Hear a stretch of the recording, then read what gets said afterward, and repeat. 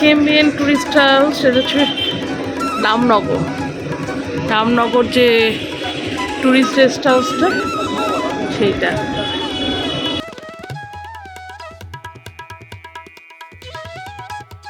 এই যে এটা থেকে জিমকরবেট খুব কাছেই হয়। ও ভেতরে এইগুলো না মাদার চিপস, জলের বোতল, কোল্ড ড্রিঙ্কসের বোতল।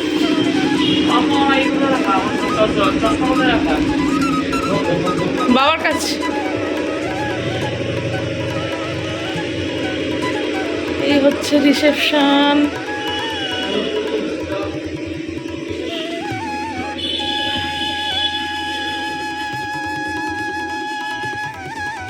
এই হচ্ছে পঞ্চাচল্লি পিক, এই হচ্ছে ঘন্টা দেবতা। এদিকে রুমগুলো আছে, এদিকে ডাইনিং হল, ওয়াশরুম।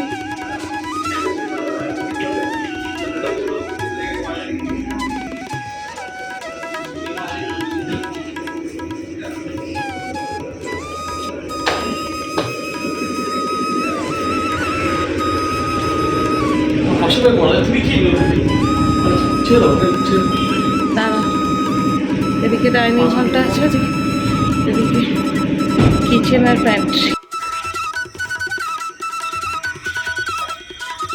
এটা হচ্ছে এক্সিকিউটিভ রুম। এখানে ঢুকবেই সোফা আছে,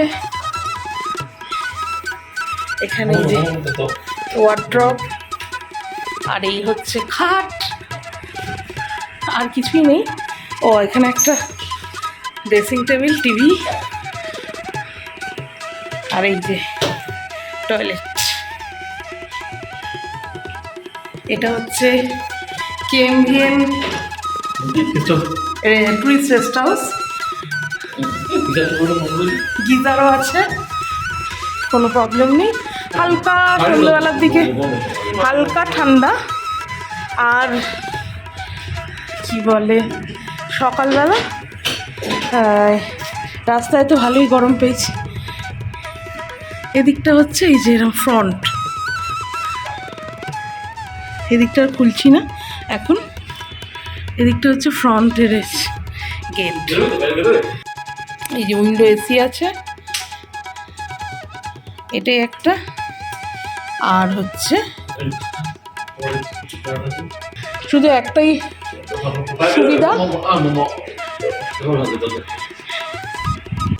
সুবিধা, কালকে সকালে এর সামনেই গাড়ি লাগাবে, মানে আমরা একদম গিয়ে লাফাতে লাফাতে এর সামনে থেকে উঠব। বাহ, রোশনিং হয়ে গেল, আবার কারেন্ট এলো। আর এই রুমটার চার্জ হচ্ছে 1950, 1950 এক্সিকিউটিভ রুম। এর থেকে কমেও আছে 1600 টাকা, সেটা ফার্স্ট ফ্লোরে। আর 1100 টাকার ঘর আছে, সেটা তার ওপরে ফ্লোরে, সেকেন্ড ফ্লোরে। তো আমরা ভালোটাই চেয়েছিলাম, সেই জন্য এই রুমটা দেওয়া হয়েছে।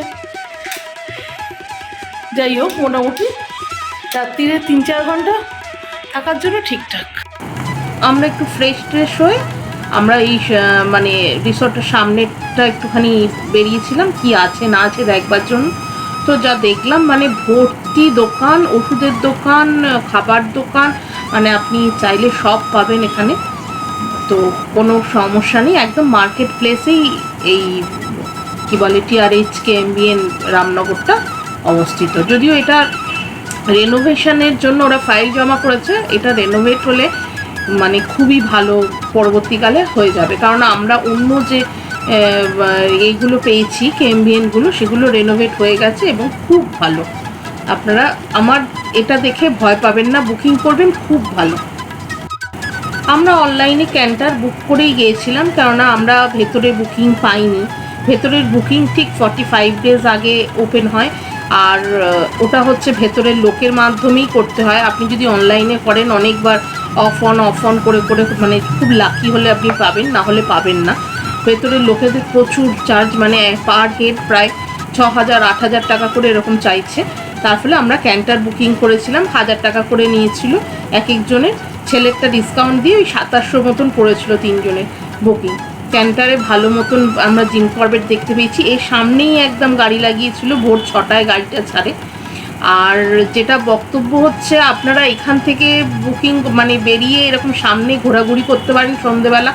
প্রচুর জিপের জন্য লোক দাঁড়িয়ে থাকে, আপনারা সেখান থেকেও দরদাম করে বুকিং করতে পারেন। জিপ সাফারির জন্য অনেক পেয়ে যাবেন, মানে যদি বুকিং নাও করে আসেন তাহলেও পেয়ে যাবেন, কোনো চিন্তা করবেন না। মানে প্রচুর জিপ দাঁড়িয়েছিল এবং তাদের লোকেদের সামনে আমি জিজ্ঞেস করছিলাম, কথা বলছিলাম। তারা আমার কাছে, আপনারা যদি আমাকে কমেন্টসে জিজ্ঞেস করেন, আমি সেই নাম্বারগুলোও দিয়ে দিতে পারি। এখন আমি দিলাম না, কেননা ওনারাও প্রচুরই চার্জ চেয়েছে। বা এই যে দোকানগুলো আছে দেখছেন, দোকানের এনারাও বুকিং করে দেন, মানে আপনারা যদি সাফারি চান, জিপ সাফারি, তাহলে ওনারা করে দেন। আমাদের ঢিকালা জোনে বুকিং ছিল, ক্যান্টার বুকিং। ঢিকালা জোনের ক্যান্টার এই KMVN এর সামনে থেকেই একদম ছাড়ে ভোর 6টায়।